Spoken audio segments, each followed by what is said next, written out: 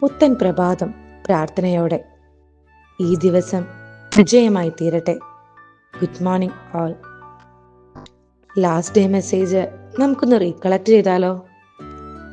നമ്മുടെ വിശ്വാസത്തെ മറ്റുള്ളവരുടെ മുൻപിൽ ഏറ്റുപറയാൻ, അതുപോലെ മറ്റുള്ളവരെ ഈശോയിലേക്ക് കൂടുതൽ ആഴത്തിലടുപ്പിക്കാൻ നാം ശ്രമിക്കാറുണ്ടോ എന്ന് ചിന്തിക്കേണ്ടിയിരിക്കുന്നു.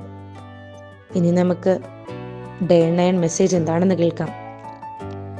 ഈശോയെ സ്നേഹിക്കുന്ന എൻ്റെ പ്രിയ കൂട്ടുകാരെ, നാം ഇന്ന് ചിന്തിക്കാൻ പോകുന്ന ദൈവവചന ഭാഗം വിശുദ്ധ പൗലോസ്ലീഹ കൊറിന്തോസ്കാർക്ക് എഴുതിയ 1-ാം ലേഖനത്തിൻ്റെ 1-ാം അധ്യായത്തിൻ്റെ 18-ാം വാക്യമാണ്. നാശത്തിലൂടെ ചരിക്കുന്നവർക്ക് കുരിശിൻ്റെ വചനം ഭോഷത്വമാണ്, രക്ഷയിലൂടെ ചരിക്കുന്ന നമുക്കോ അത് ദൈവത്തിൻ്റെ ശക്തിയത്രേ. നമ്മുടെ സാധാ ബുദ്ധിയിൽ ചിന്തിച്ചാൽ പോലും ദൈവവചനത്തിൽ ജീവിക്കുക, യഥാർത്ഥ ക്രിസ്ത്യാനിയായി മാറുക എന്നത് വളരെ ബുദ്ധിമുട്ടേറിയ ഒരു കാര്യമായി മാറാം. എന്നാൽ നിത്യരക്ഷയെപ്പറ്റി ചിന്തിക്കുന്നവർക്കും നിത്യരക്ഷ ലക്ഷ്യം വയ്ക്കുന്നവർക്കും ലോകം ഭോഷത്വമായി കരുതുന്ന ഈ ദൈവത്തിൻ്റെ വചനം വളരെ ശക്തിയേറിയ ദൈവശക്തി നിറഞ്ഞ ഒരു ആയുധമായി മാറുന്നു.